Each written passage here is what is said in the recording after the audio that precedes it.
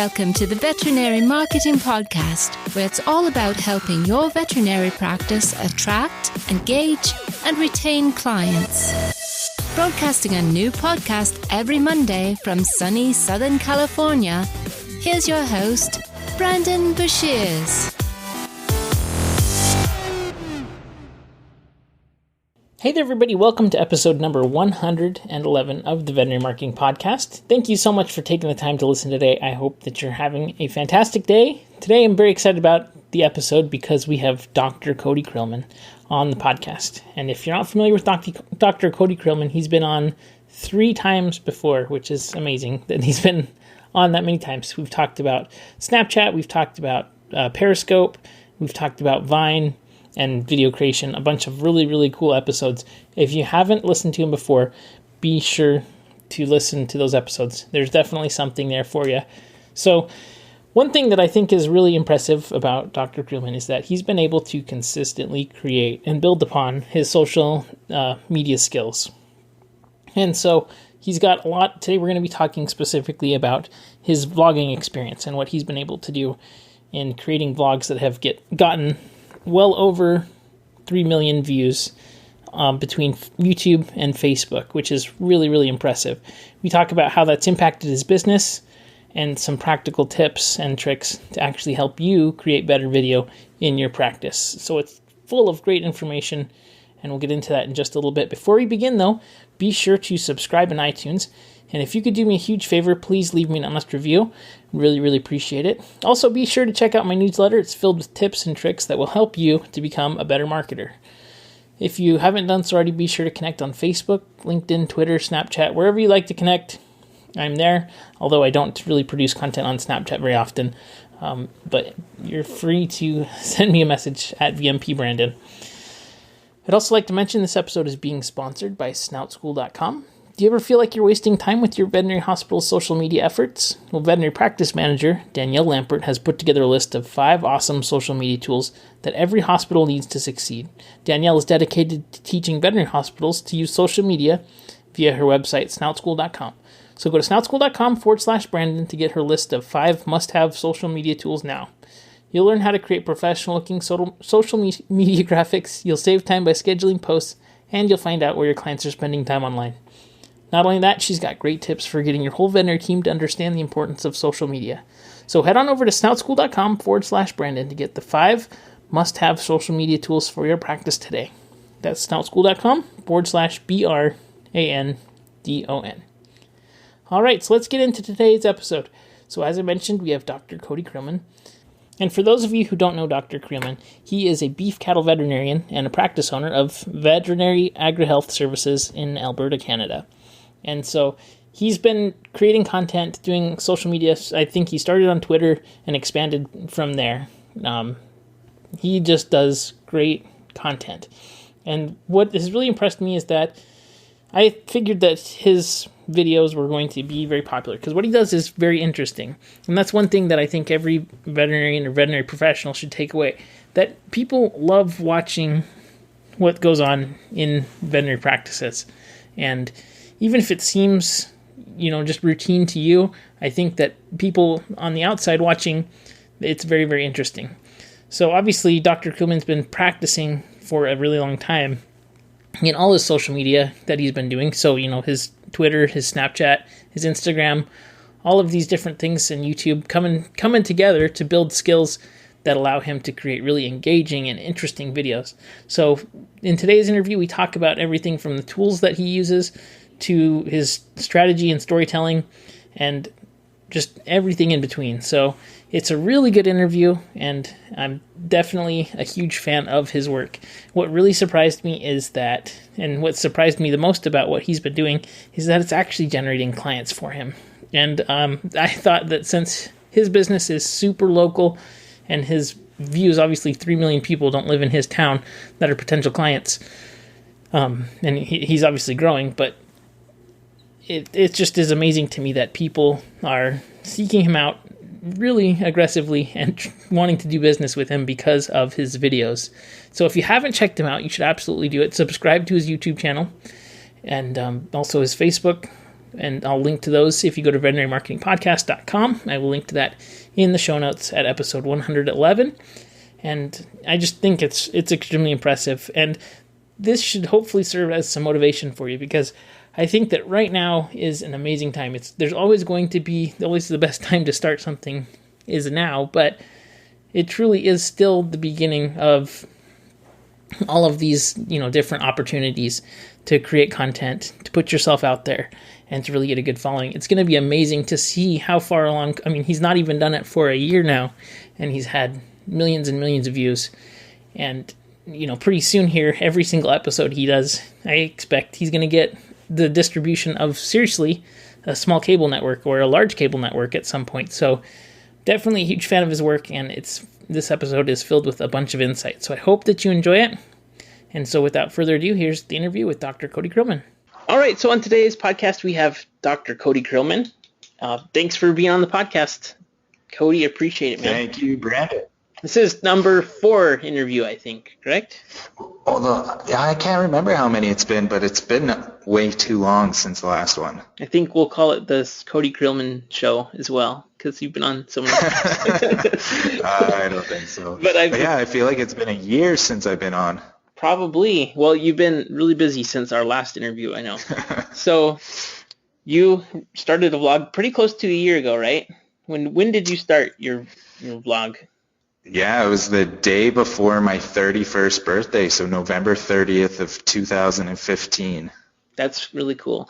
So it's kind of like I don't know, I felt like, I guess I'll always remember that date because, now I was moving out of the big 3-0 into 31, and all of a sudden age 40 seemed like it was coming up really fast, so I had to start moving on getting everything I need to get done in life. So yeah, it was definitely the start of the vlog at the time around my birthday wasn't just a coincidence by any means. Got it. So for people who don't know what vlogging is, what is vlogging, Cody? So a vlog is a very basic term for a video blog. A vlog can be so many different things, but basically as wide of breadth as a blog is what a vlog can be. So that's what the appeal of it was to me, is a daily documentation or a near daily documentation of my life and my practice, and within that I can do basically whatever I want. So if I want to talk about a specific thing, then I can talk about that. If I want to spread a message, I can do that. Or if it's just following me in the post-mortem pit or crate testing cows for the day, then that's all it has to be. So the beauty of the vlog is it isn't boxing you into one specific thing when it comes to creating content. That's really cool. When you started your vlog, what were your main reasons for wanting to start your vlog? Well, it kind of is a long story, but I started getting more and more comfortable with video, but on top of that, I always wanted to replicate in terms of veterinary medicine what I saw in different industries in terms of community engagement. So the example that I always bring up is beauty bloggers or these beauty gurus on YouTube. My wife loved watching them, and all through vet school I saw her on YouTube watching these people, and she had such a level of depth of relationship with them, this context, because they were providing value through YouTube, but there was more to it. There was this depth. She got to know these people, and I always thought, like, how could I recreate that in terms of what I'm doing within our own industry? And I didn't really know what that would look like. I didn't know if that was that I should maybe do a question and answer show, or maybe I should do, just I'm sitting down in front of a camera and I'm talking about an individual topic every day, and I started doing things like Today in the Postmortem Pit on YouTube. So it was me just talking about a couple of disease cases that I saw with a voice overlay. But none of that was exactly what I was going for. It wasn't working for me. And I started, I guess, discovering what a vlog was around, the summer of 2015, and it really started to click that, this is the medium that I think that I could really excel at. And I don't think it's the best medium out there for everybody, but just in terms of knowing myself and being comfortable on camera and being able to communicate effectively through that medium, that's why it became so appealing, because it is loose. I can do whatever I want in terms of it, a daily video, but the mode of communication really, I guess, gets me to the point that I always wanted to get, which is to be able to really develop that level of context. Very cool. So what are some of the most surprising benefits that you've seen from your consistent content creation? I know you mentioned just context. Can you give some examples of what that means specifically to people? Yeah, for sure. So one example by far and away is within my own practice, existing clients that are, were there long before I was ever there, 20 plus year clients. And, your points of contact as a veterinarian, can be once yearly, twice yearly. In some cases it's more than that, depending on how involved, you are in their operation. But with the vlog, what happens is you show up to a call and they know exactly what's going on, and they know how you're doing, and they know how your family's doing, and they know what the practice is up to, and that relationship within even your current clientele is just so much stronger, because they're having multiple points of contact with you throughout the week. And it's very one-sided for sure, but it's not completely one-sided, because there's comments and messages. Like, I've had clients just call me in the morning, say, oh, I really enjoyed today's video, and that depth is what I'm talking about. And then when it comes to new clientele, that's the one that I really enjoy. Is you would show up to a new client's place prior to the videos that I've been putting out, and it'd be very much an introduction, and they're trying to get to know you and you're trying to get to know them. But now when I go to a new client's place, and most of the time they've watched my videos and they've watched them for a while, it's like I'm an old friend showing up on their doorstep. Like, they truly do know me. Like, they know my kid's name, they know my dog's name, they know Diana, my wife, and they know the practice, and they just know my personality. So all of that kind of icebreaker stuff that you would have to get through as a veterinarian, or just as a service provider in general, is completely broken down, and they're trusting and accepting of you from the second you step out of your truck. And I don't know of any other way that you could recreate that kind of relationship. It's amazing. I saw that, I think it was just a couple vlogs ago, you went out to some new clients that already knew you. So that was amazing. It's crazy. Yeah. So you have a lot of credibility already and a lot of context. So I'm sure it was probably just a really good visit for sure. Well, I think there's also a bunch of benefit, probably potentially too, with respect to hiring and people wanting to work for you. Have you had that happen where people are trying to work with you yet? I don't know. Oh yeah. Oh my goodness. I feel like it's because I still feel like it's so new, the video stuff and even the social media stuff. I've only been doing social media for 4 years. I've only been doing this video for 1 year. And I feel like it's this tidal wave that's coming towards us in terms of the number of externship requests, internship requests that happen globally. Like, we are inundated. We've had to basically make one of our technicians, her part-time job is now just student management. All of those students are potential employees. We've had lots of requests for animal health techs to come through. And also when it comes to hiring veterinarians and for vet techs as well, I don't even have to advertise anymore.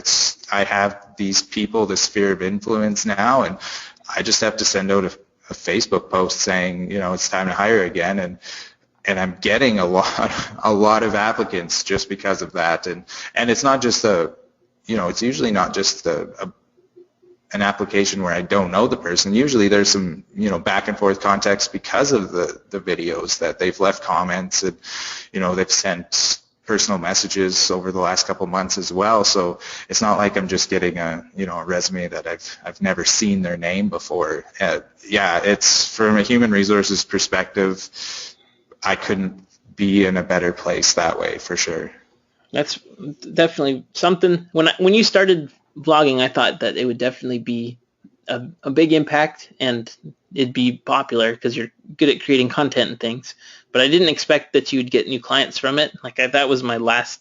I would never imagined that would happen, but I shouldn't have imagined that, but I did. I thought you'd just get like a lot of viewers all over, probably, and it would help you with speaking and different kinds of maybe more business to business corporate sponsorship type things. And so I was really surprised by that. That's amazing. I just can't believe it. Well, even in terms of what I've been able to do within the existing client base as well has been amazing. So I like to use pre-breeding palpations as an example. So I would do thousands a year, mostly for a single client where I'm ultrasounding heifers and making sure that they're ready for the breeding season.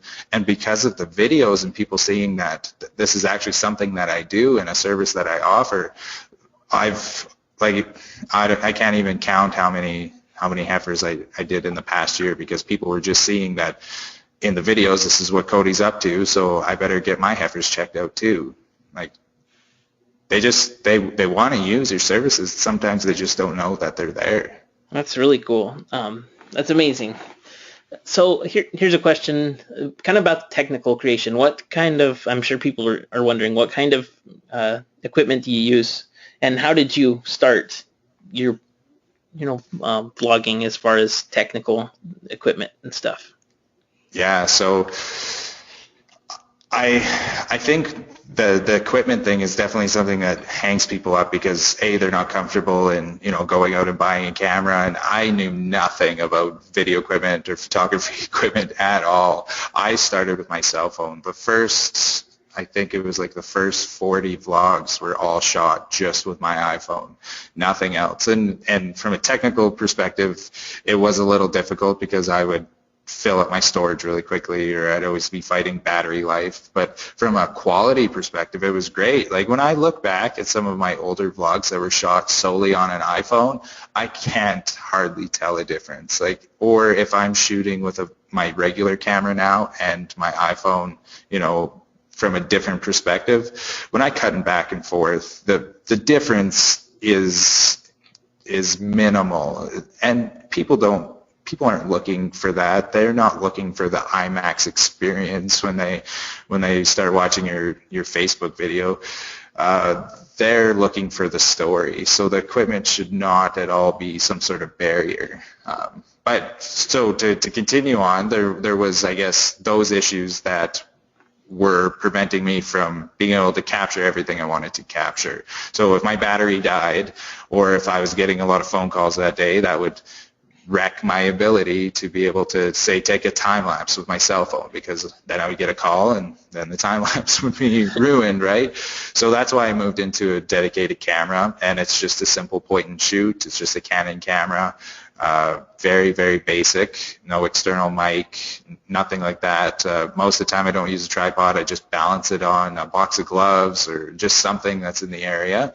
And then I was getting a little dangerous with my shooting, so I put my camera in places that cameras probably shouldn't be. So I ended up buying a GoPro to be able to get those kind of action shots, and I'm outside all the time, so I needed something that was a little more durable for sure. And then my newest purchase, which is the drone. So I don't think it really improves upon the story, but I think it definitely adds a level of engagement that people aren't used to seeing. And yeah, it kind of sounds crazy when you're talking about it that a veterinarian's using a drone to tell a story out in the field, but I really like the end product for sure. And that's it for my equipment. That's all I have. It looks really cool. It's awesome. So I can understand it would probably be worth it at some point. It'd be interesting if a small animal vet got a drone and had it inside their building. It would be so good. That'd be really cool. Well, when you started, did you start with the intent of just documentation, or was storytelling always a component of the vlog?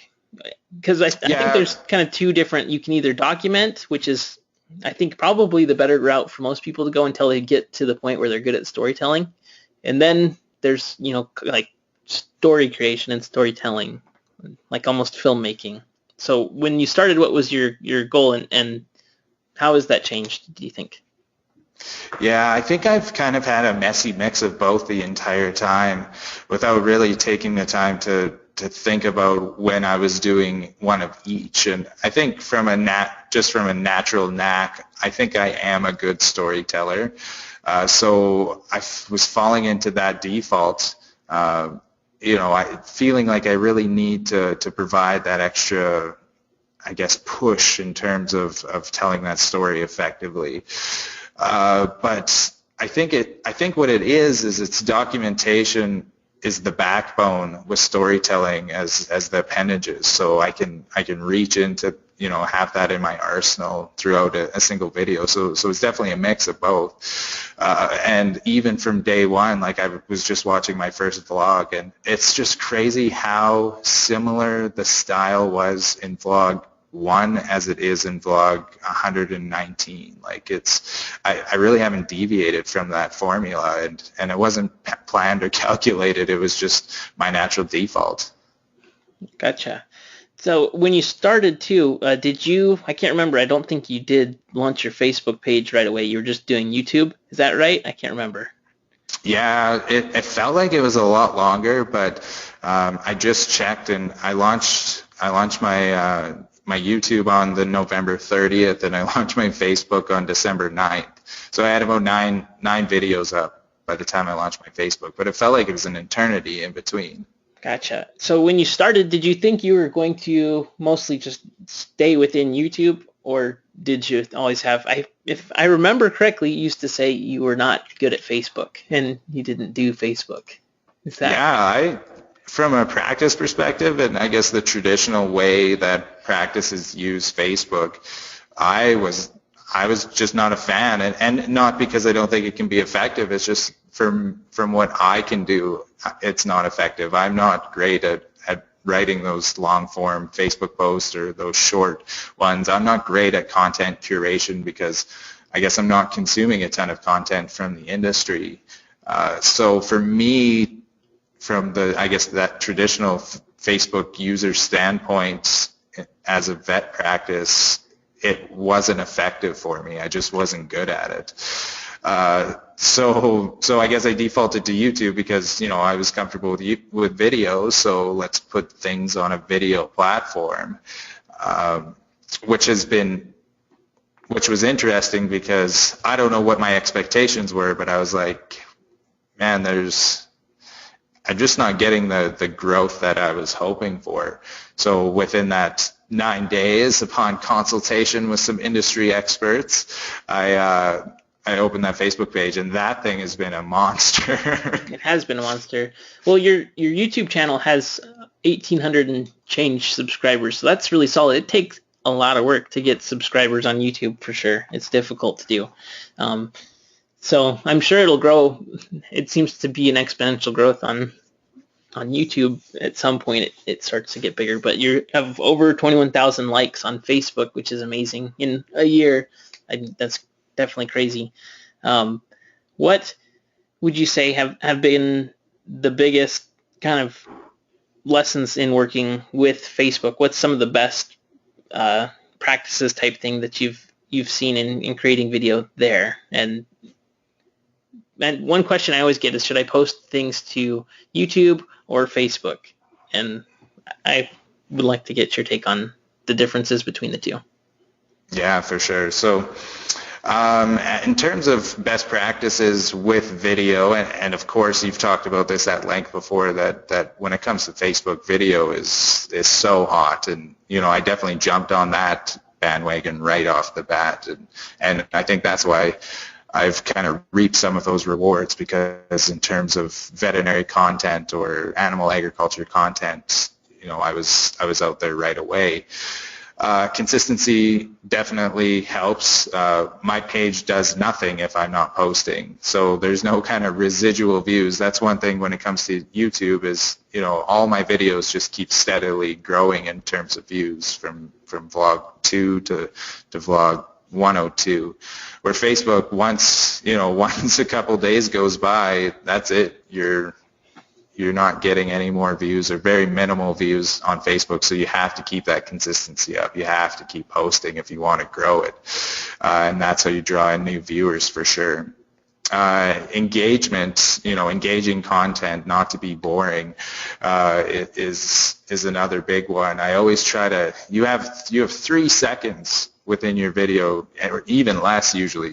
You have a half a second in your video to try to catch somebody's attention, and you don't want to catch the wrong demo's attention, so I'm trying to tailor that towards veterinary students, because that's definitely one of my target demos in terms of being able to hire good people, vet techs as well, and then also for me it's people in animal agriculture, prospective clients, and then current clients as well, so I could tell my story and hopefully they get some gem of information out of that. So what I do is I try to grab them right away with my video by having some sort of content pulled to the front that I had recorded in that video. So something that, the classic one that I always use is Warty McWarterson. So it was this horrendous case of warts in this feedlot steer, and I didn't get to that part of that case in my video until about 3/4 the way through. But what I did is I took a little tiny clip and I put it on the front end. So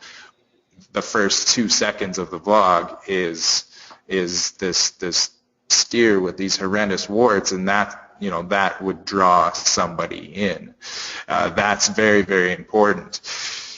When it comes to Facebook, the things that are frustrating though is audio. So on my videos, I get 50% of the people that watch my videos watch it without audio, and I'm still not at a great place in terms of being able to provide captions for that. Like, I'd love to be able to have captions on every video, but that would really slow down my content creation as well. Whereas when it comes to YouTube, if you get a view and somebody's watching your video, they're watching it with audio. People don't watch YouTube videos with the sound off. So that's something that I definitely need to improve on as well. And when it comes to posting video on one or the other, I say, like, why not just post on both? I try to make my video generic enough that I'm not saying like, hey YouTube, how's it going? Or hey Facebook. I think you could probably leverage live for doing that specific content creation, so using Facebook Live or YouTube Live to kind of go one way or the other and engage your audience directly that way. Yeah, definitely. So when you're creating your videos and things, I'm sure it's extremely time consuming. Do you have any systems that you use to either figure out what kind of stories you're going to tell, or help to create your content more quickly? Yeah, I don't know. I guess it's just I don't do anything specifically. I wish I did have something. In terms of shooting video, I find that extremely easy. It really is just something throughout my day that I'm filming. So, setting a camera up at a call, setting a camera up at the postmortem pit, or in my truck when I have students or something like that. All of that's very simple to do. I try to shoot as little video as possible. I think that would be a good tip is, know the shot you're going for, get it, and shut the camera off. There's no need to have, 6 hours of video every single day. And then the ability to, I guess, augment that story in real time. So what I mean by that is if I do see a case and it's not very descriptive within the case, like as I'm, say I'm doing a physical exam on a cow, typically I'm not also talking to the camera, because then that would distract from what I'm trying to do. I'm just trying to record that and get my diagnosis and talk to my clients and stuff like that. So then augment it once I get back in the truck or once I'm back at the office to talk about that specific case more directly to the audience. That's definitely a system that I use for that storytelling.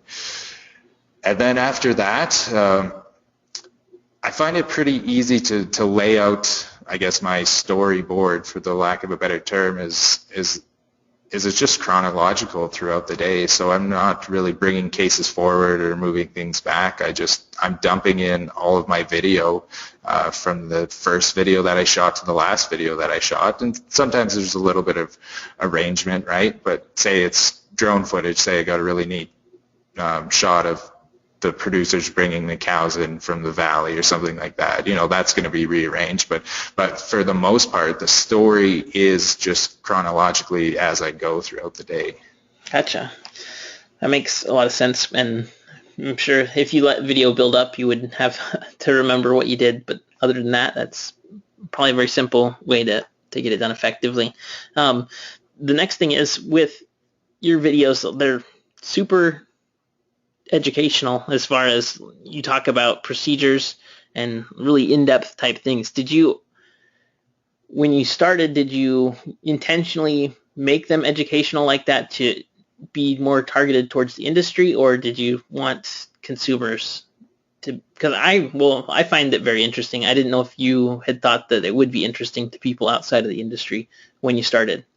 But they're super educational, and so I was wondering, do you intentionally put that in there for that purpose, or are you just talking about things that are interesting to you in your day?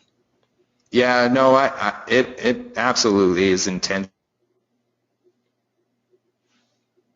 I'm trying to appeal to that entire audience you talked about. That is very calculated. So for as chaotic as sometimes everything may seem, that is something that I've really worked on, is being able to provide enough of a technical aspect to keep colleagues that are watching and veterinary students that are watching engaged, so they're seeing this case and I'm describing to them this case, but I'm not using all the medical jargon, because I also want to appeal to producers and prospective clients and current clients. So I do put it in a way that they would understand as well. And then on top of that, I've always advocated for the industry on top of that. So I'm also trying to, if there's a piece missing in terms of somebody who's not at all involved in the industry, for them to understand why we're doing what we're doing, why we address the case the way that we did, why was the animal euthanized, and maybe that was based on economic grounds, and talking a little further that way. So yeah, when I do a description, it is to appeal to all of those things for sure. Definitely. I'm sure it is. You have a lot of touchy subjects that people would probably want to steer away from, specifically. Have you had any negative reactions to videos from certain groups or anything that you can think of? No, I always talk about this. I am so surprised at how many positive comments that I get, and how very few, almost never, even in all of my social media, whether it's Instagram or Twitter or Facebook, I rarely get anything opposed to animal agriculture. And I really think that that's a function of that I'm a veterinarian, so I'm put in a separate category than the producer, even though we're working hand in hand together on their operations. For some reason, I guess the antagonists to the industry view me as somebody that's still trying to genuinely help the animals and to help the farmers make the right decisions, for sure.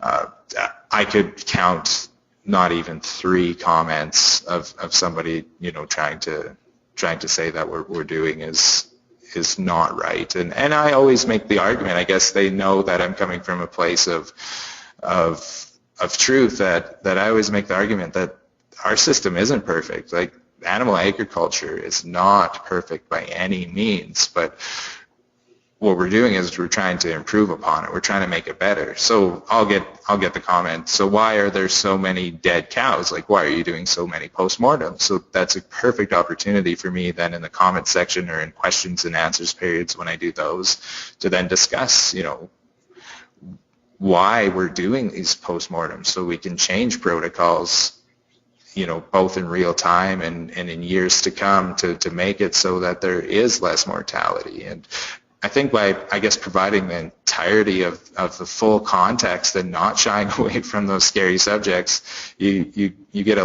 level of trust that people aren't going to question you because I have laid out the whole story. So, yeah, what's left for them to get at me after?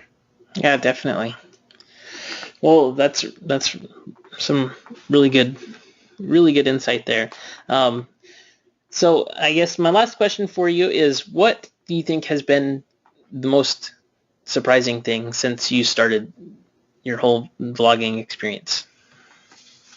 Oh, there's been so many surprising things. I don't know if I could nail it down to just one single surprising thing.